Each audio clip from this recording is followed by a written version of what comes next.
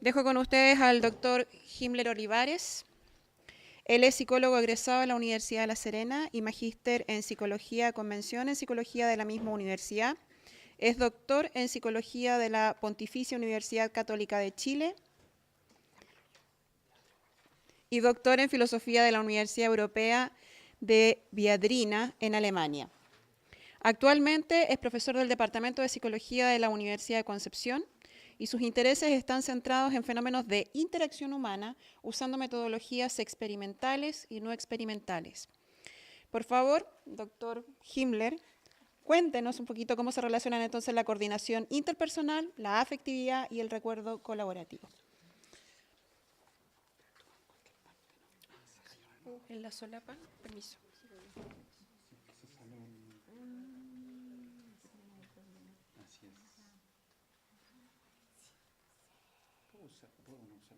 No, que estamos transmitiendo, entonces la idea es que uses el micrófono, lo voy a lanzar acá. Eso es la cartera, lo colocas ahí, está encendido o no está apagado. Ahora sí. Ahora sí. Bueno, espero me escuchen, que se escuche bien. Buenos días.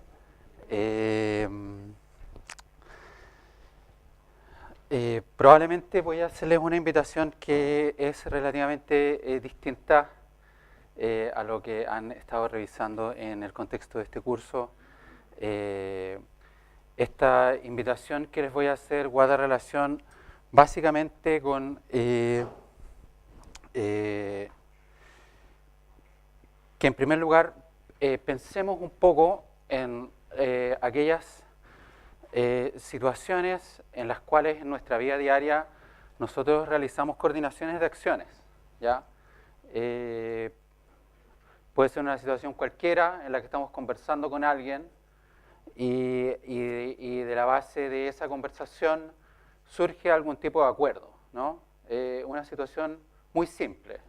Ese acuerdo obviamente que está asociado con aspectos que son estrictamente verbales, ¿sí? Que la otra persona me entienda, que ambos nos entendamos, que ambos lleguemos a un acuerdo, o que yo haga una petición y que la otra persona me indique que sí va a acceder a mi petición, o que me indique que no va a acceder, lo cual, como bien sabemos, nos va a llevar a veces a un largo camino de interacciones adicionales, que no necesariamente van a derivar en acuerdos, ¿sí? Pero que a veces también se lo pueden llevar. Son situaciones muy simples. Lo que usualmente ha ocurrido durante buena parte del siglo XX cuando se estudia este tipo de situaciones es que se pone en primer lugar el papel que cumple lo que en la literatura se conoce como comunicación verbal, ¿sí? Asumimos tácitamente, probablemente por herencia de ciertas teorías lingüísticas que han sido muy importantes durante el siglo XX, de que llegar a un acuerdo exige como requisito indispensable que hablemos. Cosa que es más o menos obvia porque somos seres humanos y necesitamos hablar.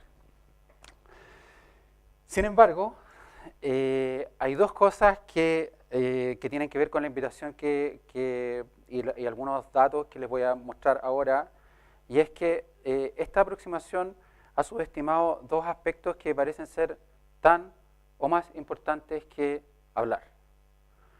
Uno, ¿qué es lo que sucede con la corporalidad y qué papel juegan los movimientos corporales mientras nosotros interactuamos con otras personas, conjuntamente con el habla o antes del habla o en una ventana de tiempo temporal que no admite la posibilidad de que el habla juegue algún rol? Esa es una cosa. Y la otra cosa es que de la mano con el tema de los movimientos corporales, pensemos que en esta interacción y en estas coordinaciones de acciones que realizamos en la vida diaria, pareciera ser que también cumple un papel muy importante, un aspecto que ha estado muy dejado de lado por parte de las teorías lingüísticas, porque tiene que ver con la dimensión psicológica de la interacción y que tiene que ver con la afectividad. ¿Sí? Mi posición preliminar sobre este tema es que pareciera ser que buena parte de nuestras interacciones, sin que nos demos cuenta, porque ocurren en espacios temporales que a veces son muy acotados, están mediadas por el papel del movimiento corporal, por una parte, y por otra parte, por cómo nos sentimos mientras interactuamos con los otros y las otras personas. ¿Ya? En este contexto les voy a mostrar algunos datos de un fenómeno que se conoce como coordinación interpersonal, que básicamente se entiende como un patrón o como un conjunto de patrones de movimientos corporales que pueden estar organizados ya sea por aspectos temporales, es decir, el tiempo o los tiempos a partir de los cuales se dan los movimientos corporales, y también pueden estar dados por movimientos que tienen que ver con la dimensión espacial. ¿Sí? Un ejemplo de esto es que, de nuevo, en una interacción cotidiana, una persona habla, mientras habla, la otra persona asiente. ¿Sí? Entonces uno dice, pero mientras una persona transmite una idea, la otra persona mueve la cabeza. Esta acción, que es muy simple, tiene una suerte de acoplamiento de movimientos corporales que están coordinados y que están coordinados permanentemente. ¿Sí? Yo puedo estar moviendo la cabeza mientras hablo y otra persona, o yo puedo estar moviendo las manos mientras hablo y la otra persona puede estar moviendo la cabeza. Incluso aunque no esté de acuerdo, porque el movimiento del hablante en este caso va a ser que va a estar dando algún énfasis y va a estar moviendo las manos, mientras la otra persona va a estar diciendo, no estoy de acuerdo. ¿Sí? Esto ocurre en ventanas temporales que son muy específicas, y estos fenómenos son los fenómenos que se conocen como coordinación interpersonal. También pueden ocurrir a nivel lingüístico. ¿Sí? Lo que más me interesa a mí es tratar de mostrarles que no solo ocurren a nivel lingüístico, sino que también ocurren a nivel corporal, a partir de ciertos movimientos que se realizan, ya sea con las manos, con la cabeza o con alguna otra parte del cuerpo. ¿Qué dice la investigación actual sobre esto cuando uno lo mira desde el punto de vista psicológico? Es que pareciera ser que el nivel de involucramiento de los interactuantes, que se estudia a veces en psicología con el concepto de rapport, juega algún papel con la coordinación, en la coordinación interpersonal. ¿Sí? Por ejemplo, hay un experimento en el cual probablemente este mismo experimento que está reportado ahí del 2009, un diseño intersujeto, un diseño experimental, en el cual la tarea consistía en seguir una rutina en una trotadora sobre la base de un instructor. En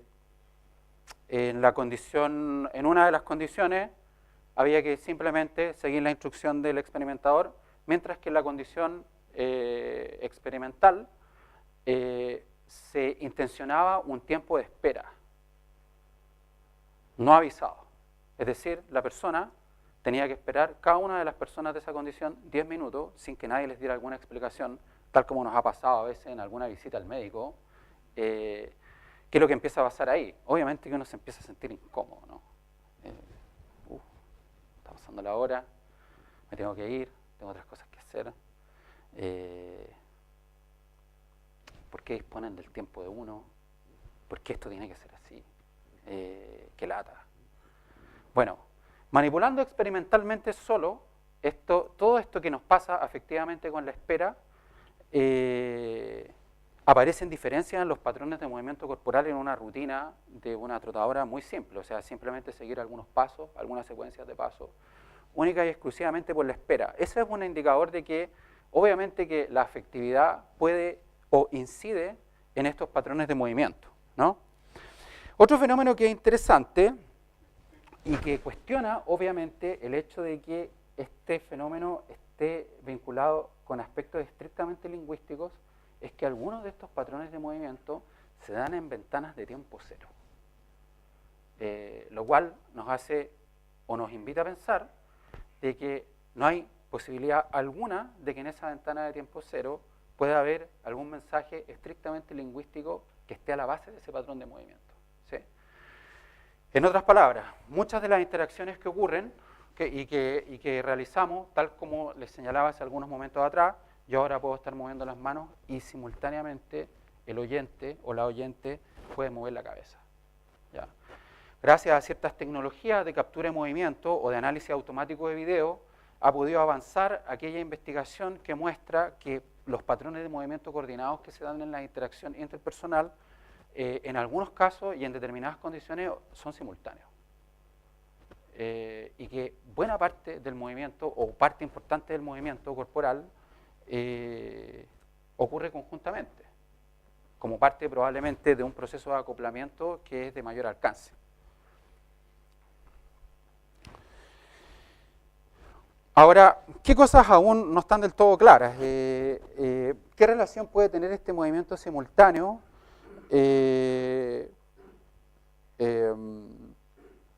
con lo que se ha logrado investigar a partir de tecnologías de análisis automático? ¿Sí? Yo puedo, los pocos artículos que hay sobre esto han demostrado que existe que estas diferencias que se pueden dar en los patrones de movimiento y la afectividad, han medido la afectividad con autorreporte, es decir, antes y después de la interacción, y no durante la interacción.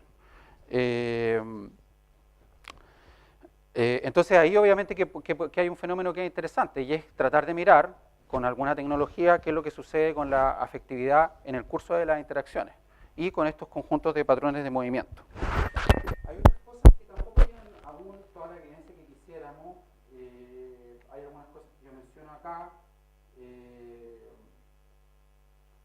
Por ejemplo, el papel de la argumentación. Pareciera ser que si la interacción está centrada en aspectos estrictamente argumentativos, es decir, demostrarle a otra persona la posición mía o la de la otra persona o parcialmente correcta, dependiendo de la teoría argumentativa que usemos, influir también en los patrones de movimiento usando análisis automático. ¿Sí? Ahí pareciera ser, y no está del todo claro, que en la modalidad de argumentación se dan en menor medida patrones de movimiento simultáneos y se dan en mayor medida patrones de movimiento que tienen algún delay temporal. Lo cual nos invita a pensar en la relación que puede haber entre el movimiento simultáneo y procesos de razonamiento. Hay cierta evidencia que muestra relación entre coordinación interpersonal durante la interacción y memoria, pero básicamente a partir de tareas de memoria léxica y no sobre, por ejemplo, experiencia subjetiva de recuerdo. ¿Ya? Creo que tengo que buscar una licencia, pero no lo vamos a hacer ahora. Voy a apretar a aceptar, espero que no pase nada.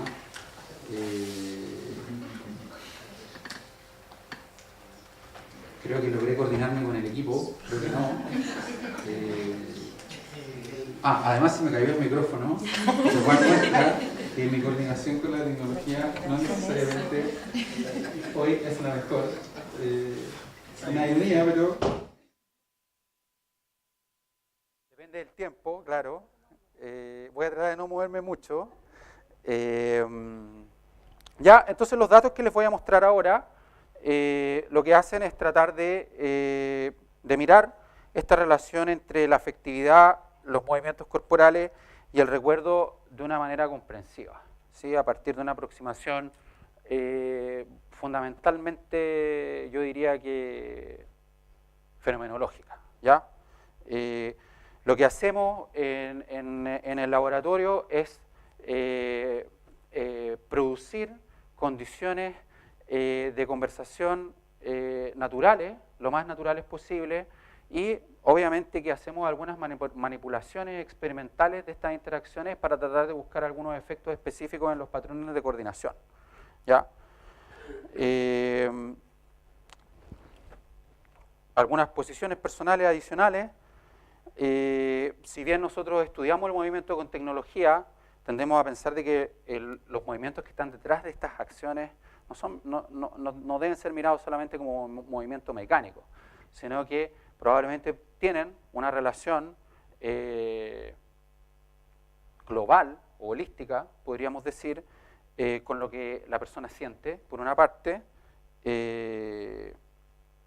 Y si tienen alguna relación con lo que la persona siente, entonces tienen también alguna relación con lo que podríamos llamar en términos teóricos una especie de ser interior. ¿Ya? Podemos conversar sobre esto después. Obviamente que esta no es una posición estrictamente cognitiva, pero hay corrientes contemporáneas de ciencia cognitiva que tienen aproximaciones fenomenológicas que son interesantes y que básicamente lo que están tratando de hacer es poner de nuevo en perspectiva el papel de la experiencia subjetiva, o en este caso el papel de la experiencia intersubjetiva. ¿Ya?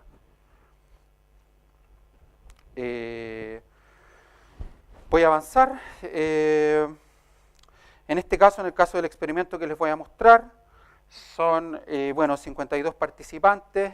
Básicamente son dos condiciones experimentales. Una condición en que las personas interactuaron simultáneamente, son dos personas que no se conocían entre sí.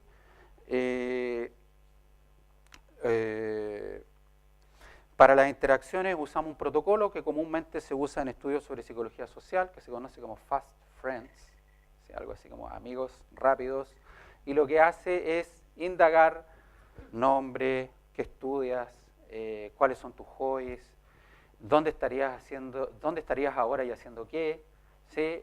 Y las personas sobre la base de unas tarjetas, respondía una persona primero, la otra después, en orden aleatorio. ¿Ya? Adicionalmente, nosotros en este estudio, estos datos deben ser, los recogimos entre el año 2011 y 2012, agregamos nosotros a ese protocolo una pregunta sobre el terremoto, sobre dónde estaba cada una de las personas en el momento en que ocurrió el terremoto, y que contaran un poco sobre su experiencia, y los datos que les voy a mostrar ahora son de esa pregunta. Ahí están los promedios de duración de las respuestas en cada una de las condiciones. ¿Qué es lo que hicimos en el caso de la condición que acá se señala como no espontánea? Lo que hicimos es que para el curso de todas las interacciones sugerimos que lo que le estaba diciendo el interactuante podía, en algunas de las 11 preguntas, no ser necesariamente verídico. ¿Ya? Esto lo hicimos con una tarjeta, y lo que hicimos es que las dos personas leían las tarjetas, tenían que estar permanentemente pensando en la veracidad o en la no veracidad del relato, pero no instruimos a ninguna de las personas a que dijese algo falso. Entonces ambas personas en la condición no espontánea suponían que alguna de las respuestas podía no ser verídica, pero todas eran verídicas. Entonces al final de la sesión, obviamente les señalábamos que todas las respuestas eran verídicas, porque lo que queríamos hacer básicamente era poner a la persona en una situación en la cual estuviese realizando un esfuerzo mayor por pensar si es que en alguna de las respuestas había algo que pudiese ser indicativo de que la persona estaba simplemente contando una historia que no necesariamente era cierta. ¿Ya? Nosotros suponíamos que con esta manipulación podía haber una mayor cantidad, por ejemplo, de discusiones o argumentaciones, cosa que en los análisis que realizamos en términos lingüísticos no ocurrió. ¿Qué hacemos? Registramos con video, y con los videos hacemos un análisis cualitativo preliminar basado en un esquema de código, y después con esos códigos también hacemos algunos análisis cuantitativos que pertenecen básicamente a un grupo de análisis que se conoce como análisis secuencial. Y además, en lo que hemos estado trabajando estos años es en implementar un sistema de captura de movimiento. Tomamos un sistema de captura de movimiento de los que se usan para hacer películas, porque al menos hasta hace 7 años atrás no había ningún sistema que fuese construido y diseñado solo con fines científicos, y tuvimos que hacer un largo trabajo de adaptación de esta máquina, porque si queríamos realizar interacciones naturales dentro del laboratorio, no sé si ustedes han visto un making of de una película animada, las personas usan unos trajes negros que parecen unos trajes de surf, que son de un material muy poco amigable para moverse, y ustedes comprenderán que si nosotros queríamos reproducir estas interacciones y que fuesen lo más espontáneas posible, no podíamos tener a la gente con traje. A pesar de que algunos estudios que han usado captura de movimiento lo han hecho así. Bueno, nosotros quisimos hacer algo distinto y básicamente adaptamos la tecnología, y después de muchos intentos que están muy asociados obviamente al alma nacional y a lo que significa hacer ciencia en Chile, Probamos distintos tipos de elásticos, marcadores, estuvimos 2 meses o 3 meses quizás probando distintas alternativas para reemplazar este traje, y lo que logramos hacer es que este sistema funciona con cámaras infrarrojas, son un set de cámaras infrarrojas, y tienen unos pequeños marcadores que reflejan la luz infrarroja que está dentro del set.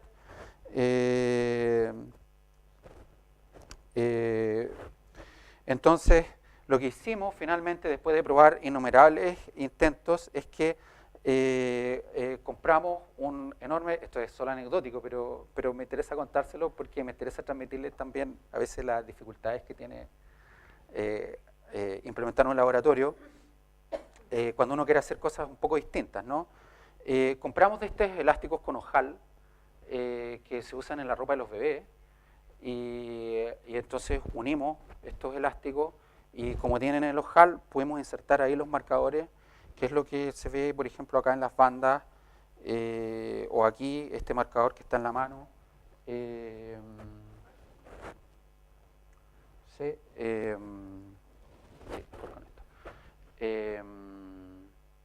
Entonces, este es el marcador que usamos, son 15 marcadores que están en todas las extremidades.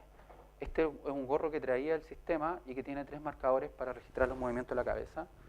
Y lo que hicimos, bueno, también nosotros construimos esta especie de riel o de sistema para insertar las cámaras y tener un área de captura aquí en el interior más o menos razonable, ¿sí? Donde las dos personas se sientan e interactúan. Y adicionalmente, obviamente, que usando lenguaje de programación tuvimos que construir un software que nos permitiera preprocesar los datos y tener lo que ustedes pueden ver aquí a la derecha, que es una reproducción completa del esquema corporal para poder estudiar el movimiento.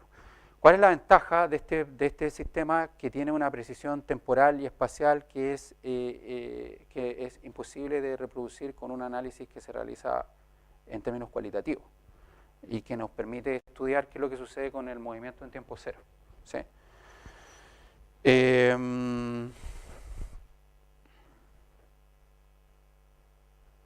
Ya, en todo caso, nosotros igual codificamos los videos, como les señalé hace un rato atrás, y marcamos 2 tipos de coordinación.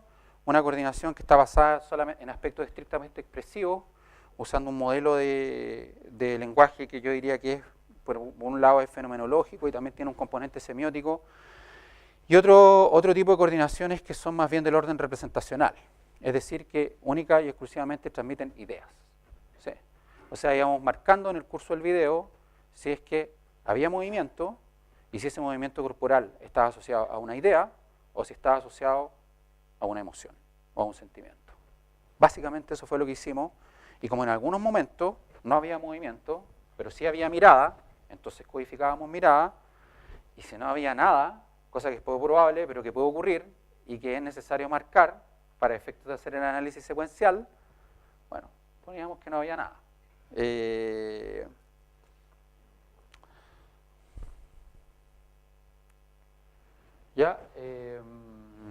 Voy a avanzar con esto y voy a ver si es que alcanzamos a llegar al tema del recuerdo.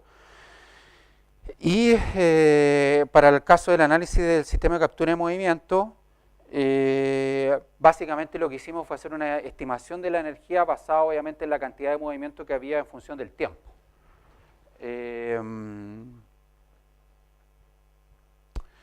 Considerando obviamente que el conjunto de las señales de cada uno de los marcadores que tenían instaladas las personas. ¿Ya?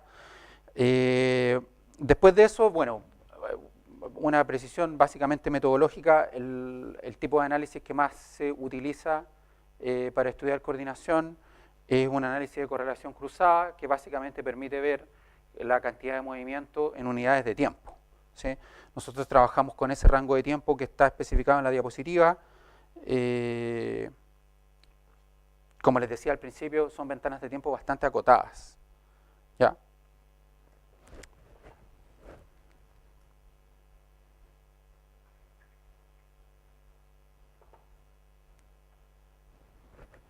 No sé si voy a poder accionar esto sin... sin mi equipo. Vamos a ver si esto funciona.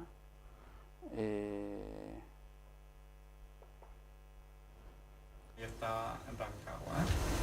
Mi mamá estaba embarazada. Porque fue hace como 2 años. O sea, casi.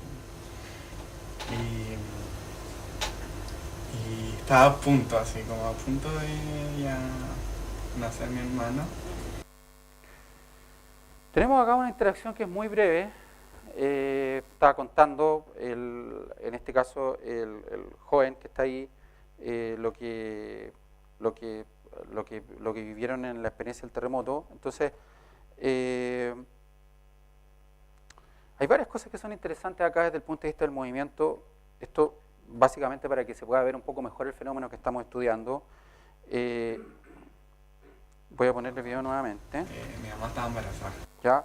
Entonces ahí lo que hay básicamente es como simplemente reportar un estado de cosas del mundo, una idea, dónde estaba la persona, pero después en el segundo statement, en la segunda afirmación, obviamente que hay una modificación de la función del lenguaje, porque la persona, además de modificar el tono de su voz, está señalando un antecedente que obviamente va a modificar el curso de la interacción, y es que la mamá estaba embarazada.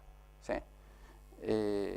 Esto produce una suerte de respuesta expresiva en la otra persona, pero también tiene movimientos corporales, ¿sí? Que no se alcanzan a ver bien acá, pero obviamente que hay una expresión facial, ¿sí? Se contrae y en el momento que la persona habla, Hace como 2 años. se regresa a un tema que tiene que ver simplemente con idea. Está tratando de precisar hace el tema de la fecha, pero fíjense lo que pasa ahora. Él baja la cabeza, ¿sí? Usualmente este cambio postural también tiene una cierta connotación afectiva, ¿sí? Mirar hacia abajo. Ella lo sigue, ¿sí? O sea, ella deja de mirarlo a él y en el fondo reproduce el movimiento corporal que tiene el hablante, pero después, cuando él empieza a hablar, ambos regresan juntos y se miran. Estaba a punto, así como a punto de ya nacer mi hermano. ¿Sí? Entonces estos son los tipos de movimientos coordinados que nosotros estudiamos usando el video y lo que puede ver uno acá son varios momentos en los cuales la interacción transita en una cosa que tiene que ver estrictamente con las ideas, pero que también se mueve por cosas que tienen que ver con una dimensión que es estrictamente afectiva. ¿Sí?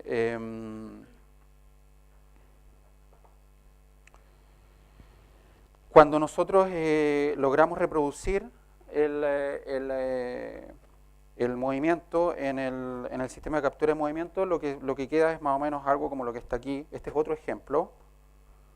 Estábamos en una casa de Santa Rosa en el 3er piso. Y de hecho para subir se empezó la escalera.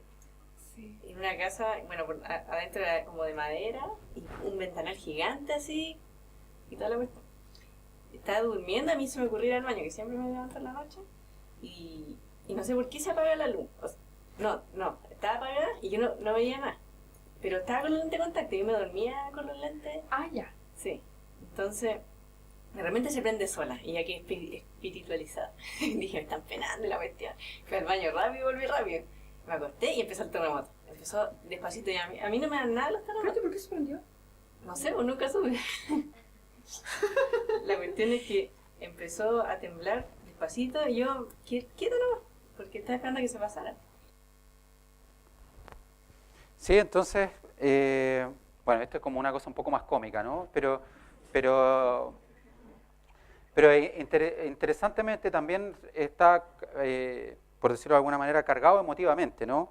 Y obviamente que una de las cosas que podemos hacer con el sistema, no les voy a mostrar el video completo nuevamente, pero si ustedes se fijan, hay una serie de movimientos que son muy sutiles, de tronco, de manos o de brazos.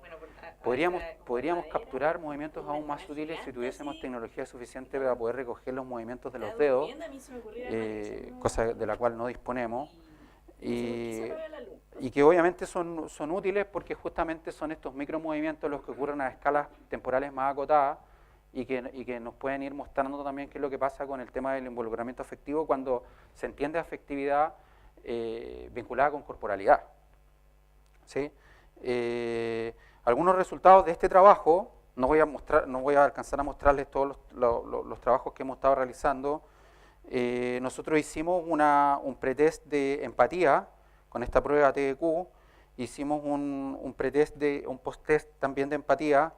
Entonces, bueno, obviamente que demostramos algunas cosas que son indispensables en cualquier diseño experimental, que tienen que ver con la ausencia de diferencia entre los grupos antes de la evaluación y diferencia entre los grupos post-interacción.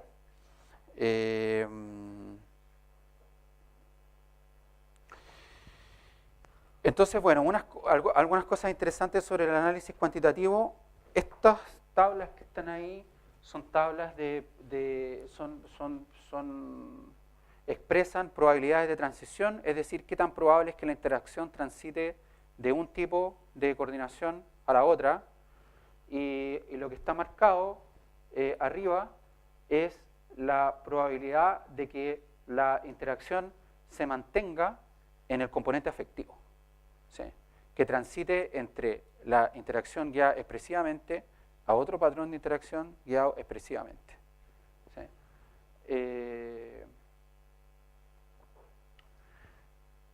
Abajo está marcado exactamente el mismo patrón, ¿sí? Y lo que uno puede ver es que en aquella condición que nosotros denominamos no espontánea,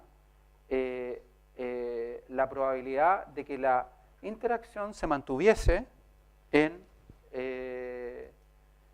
aspectos estrictamente afectivos es menor. Sí, bueno, después usamos una prueba estadística para demostrar que esta diferencia era estadísticamente significativa.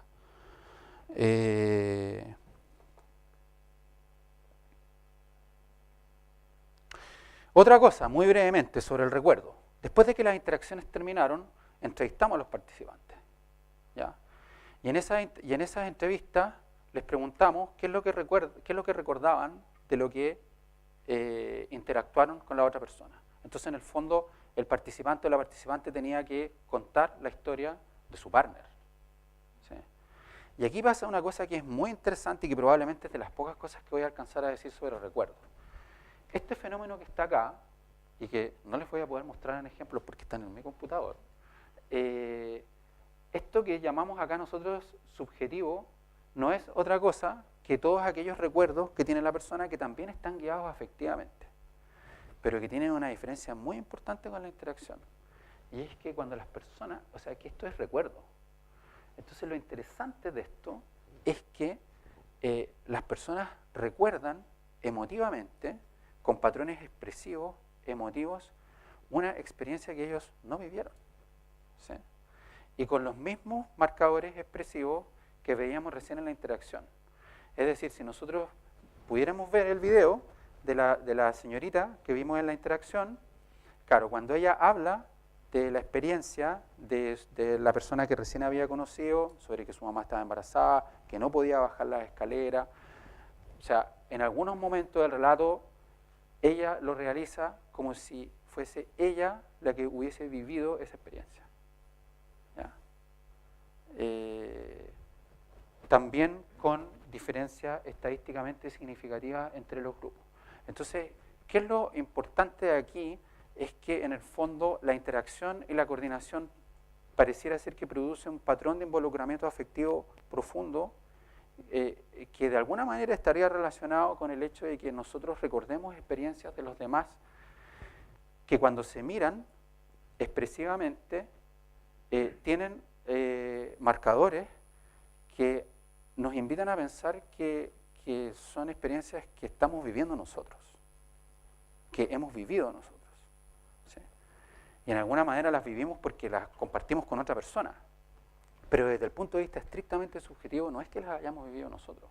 O sea, la señorita no era la que estaba en Rancagua, no era su mamá la que estaba embarazada. Sin embargo, cuando lo recuerda, no en el plano estrictamente verbal, sino que en el plano expresivo, lo recuerda en algunos momentos como si fuese ella la que lo estuviese viviendo, ¿sí? Entonces esto también es una invitación de mayor alcance a ver hasta dónde nuestra interacción está supeditada o está, lo voy a poner de otra manera, porque de alguna manera nosotros tenemos esta ilusión también, está resguardada por aquellos cimientos que nosotros creemos que son muy grandes y que solemos llamar como yo. ¿Sí? Tenemos muchas veces la ilusión de que nuestro yo es privado, es estrictamente privado y que buena parte de nuestra experiencia subjetiva no necesariamente es accesible a los demás. Bueno, cuando nos ponemos en el plano estrictamente expresivo y de los movimientos corporales pareciera ser que no es tan así.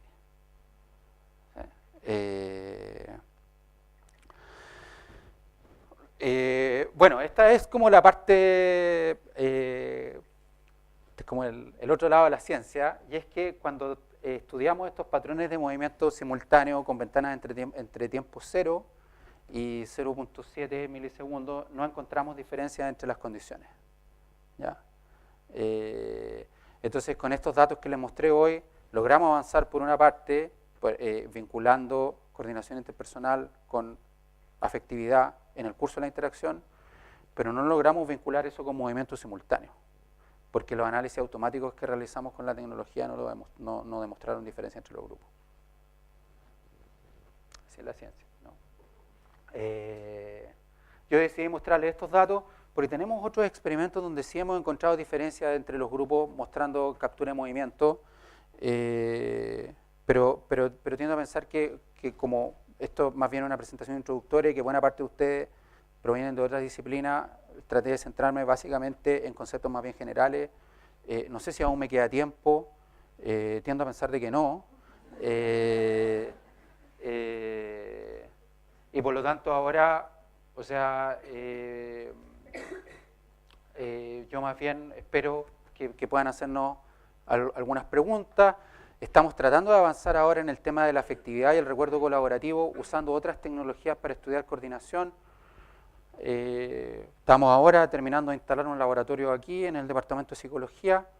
Básicamente ahí lo que vamos a hacer es también trabajar con video y trabajar con algunos marcadores de afectividad, marcadores psicofisiológicos. Hay datos también bien interesantes sobre colaboración y recuerdo, por ejemplo en adultos mayores. Pareciera ser que cuando los adultos mayores tienen ciertas condiciones o contextos de colaboración,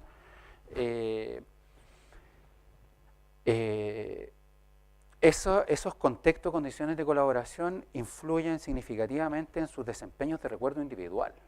¿Ya? Esto es una cosa que en el contexto de la investigación en psicología de la memoria en adultos mayores es relativamente reciente y es muy relevante, por razones más o menos obvias, ¿no? Porque pareciera ser que solo el contexto de colaboración o ciertas condiciones de colaboración, compañía, estar en compañía de otra persona, por ejemplo, puede ser una condición o puede ser un apoyo muy importante para mantener o para mejorar el funcionamiento de la memoria individual. Pretendemos seguir avanzando en esa dirección y demostrar algunas cosas ahí, usando tecnologías o metodologías de análisis similares a las que les he mostrado hoy. Ya, también hemos estado trabajando en este laboratorio que está en Santiago, estudiando confianza y algunos otros fenómenos que pareciera ser que en los cuales estos patrones de movimiento corporal cumplen una función importante.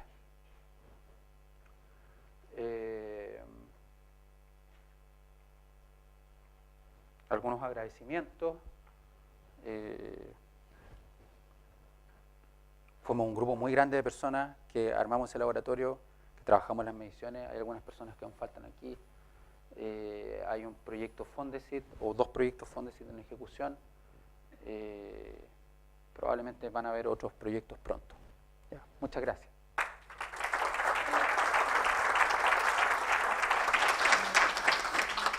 ¿Hay tiempo para preguntas? Solo dos. Solo dos.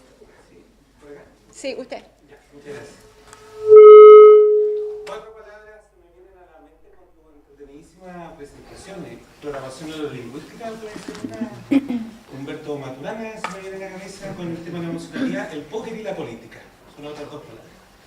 Y quiero enviarme con una cosa como comentar. Me acordé de investigador de la educación ruso, si no me equivoco, se llama Vygotsky, que habla de la zona de desarrollo próximo. Que me parece súper interesante, atingente, porque eso demostraba, los estudios de él demostraban que los estudiantes, cuando estaban con los alumnos capos, los mateos con los porros, cuando estaban juntos, ambos aprendían más que cuando los separaban o los segregaban. Eso era más o menos el estudio que hacía este caballero. Así que me entró como en concordancia con aquello de que la colaboración, entre comillas, o el aprendizaje colectivo es mucho más eficiente. Y lo otro es que quería preguntarte si en esta investigación tienen alguna intención de trabajar a los políticos. ¿Y por qué te lo digo? Porque en la psicopolítica yo he sido candidato y me gusta la política y me defino como político, y una de las cosas que tuve que aprender es a controlar mis emociones para poder trabajar el lenguaje. Y yo aprendí en esa experiencia política que soy extremadamente muy bueno para conectar con la gente, pero soy extremadamente mal negociador, porque me leen todo. Entonces sirvo para algunas cosas en política y para otras no. Y yo no sé si en estos experimentos hay estudios sobre la capacidad que uno tiene de poder controlar este tipo de gestos, porque requiere un tremendo esfuerzo. Están así de que cuando uno entra en una escena, en un escenario político, uno asume cierto personaje que te mantiene párate derecho, bajar tono de voz, hay una serie de cosas, y quería preguntar si eso está dentro de los márgenes del estudio del control de aquellos movimientos. Eso. Agradezco tus preguntas. Bueno, son como dos grandes puntos, ¿no? El tema de Vygotsky es muy interesante. Bueno, muchos de los que están acá probablemente supongo que no vienen del ámbito de la psicología, no lo sé, asumo que es así. Lev Vygotsky es un psicólogo ruso. Para varios historiadores de la psicología, para mí también, probablemente uno de los psicólogos más importantes del siglo XX, desafortunadamente murió muy joven.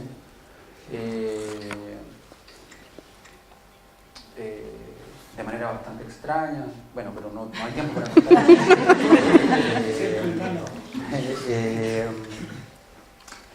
Y una cosa interesante de Vygotsky es que justamente él ponía el tema del desarrollo psicológico en la dimensión interaccional. Y en eso, esas ideas de él coinciden de alguna forma con las ideas de esta presentación. Una de las principales limitaciones de la ciencia cognitiva contemporánea es heredar una idea de que los fenómenos psicológicos están usando una metáfora que es muy común dentro de la cabeza, ¿sí? Y que además se pueden estudiar solamente a partir de relaciones arbitrarias o mecánicas. Una de las invitaciones que hice con esta presentación muy introductoria del día de hoy es justamente a pensar que justamente como consecuencia de estudiar más pormenorizadamente la afectividad y la corporalidad, se sigue también que hay una invitación a mirar o a pensar que los fenómenos psicológicos ocurren en una dimensión interpersonal. Invisible, pero muy importante. Exacto. Y sin duda que eso, o sea, abre todo un camino, teóricamente abre un camino que a mí me gusta vincularlo más con teoría fenomenológica más que con aproximaciones que son estrictamente biológicas. Ya ahí en ese sentido creo que algunas ideas de Maturana pueden ser interesantes, pero en algunos casos pienso que también carecen de un sustrato que pueda ser más apropiado para el estudio de los fenómenos humanos.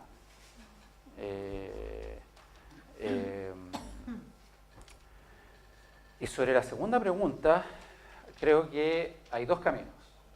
Uno, hay un investigador en expresión facial de las emociones que se llama Paul Ekman, diseñó un sistema bastante complejo para codificar y marcar la expresión facial. Es uno de los esquemas de análisis de la expresión facial más importantes en la psicología de la expresión emocional.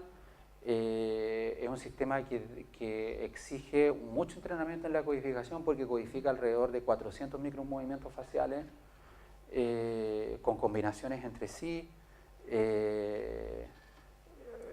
Yo diría que es excesivamente analítico, pero una cosa que se ha dedicado a hacer Paul Ekman después de transformarse en un investigador muy conocido es a trabajar justamente en el tema político y asesorar como a políticos en el tema de la expresión facial de las emociones. Probablemente, no estoy siempre seguro de este dato, pero esta serie que hace algunos tiempos fue bien conocida, Lie to Me, me parece que él también tenía alguna participación en esa serie. Yo creo, no estoy seguro de lo que voy a decir, yo conozco la literatura científica de Paul Ekman y no su literatura contemporánea. Tampoco tengo mucha ganas de leerlo. Sí hemos usado el sistema de codificación porque ese sistema de codificación en investigación científica es muy usado. Y si uno quiere trabajar con la expresión facial, es difícil usar un sistema o una adaptación de un sistema que no sea el que usa Ekman. Ya, se puede, pero es complejo. Eso por un lado. Ahí hay una alternativa, que busquen literatura de Paul Ekman y si quieren leer, hay libros que más bien son para público general, sobre todo algunos textos que ha escrito sobre expresión facial y política. Ahora, el tema del control de las emociones puede tener esa alternativa, que es una alternativa de un entrenamiento que desconozco, pero que probablemente es un entrenamiento parecido al de una clase como esta, no lo sé. La otra opción, que yo considero más interesante y que de nuevo nos hace irnos a un camino distinto al camino de la ciencia experimental, es a mirar qué es lo que sucede con algunos métodos de entrenamiento teatral. Por ejemplo, ¿por qué? Porque no hay que olvidar, estas son de nuevo cosas como de conocimiento estrictamente psicológico. Las emociones son respuestas rápidas, que tienen un componente fisiológico importante. Los autores más importantes sobre emociones, probablemente desde el ámbito de neurociencia, gente como Damasio, tienden a sostener que no hay controlabilidad aquí, que la controlabilidad es una emoción, o sea, es una ilusión. Pero el mismo Damasio relata en un libro que también les recomiendo, que se llama Sentir lo que sucede, que es un libro más de neurociencia de la emoción, experiencias bien interesantes de artistas, que cuando ellos mismos ofrecen la posibilidad de ser registrados, por ejemplo, con un aparato psicofisiológico que mide una respuesta electrodermal de la emoción, la persona, el artista puede ejercer cierto dominio sobre patrones de activación que son muy sutiles y que tienen que ver con la fisiología del organismo. Yo creo que ahí hay un camino interesante, o sea, un camino interdisciplinario de buscar qué es lo que sucede en el arte con la afectividad. Ahora también una de las cosas que vamos a tratar de hacer, estamos tratando en el laboratorio que estamos armando aquí, de implementar un sistema de marcadores de movimientos corporales de bajo costo, que son unos traqueadores de movimiento que se llaman IMUS, que son relativamente baratos de acceder y que lo que hacen es darnos medidas de movimiento basadas en las diferencias entre ángulos. Lo que queremos hacer con esos marcadores, por ejemplo, es tratar de buscar situaciones más naturales en las cuales el movimiento cumple un papel importante. Por ejemplo, una rutina de danza. Y ver ahí el tema de la afectividad y qué es lo que sucede con los movimientos. Disculpe, no quiero detener la discusión, pues está muy interesante, pero necesitamos pasar al coffee ahora. Podemos seguir discutiendo afuera y le damos las gracias al doctor Himmler Olivares por su presentación.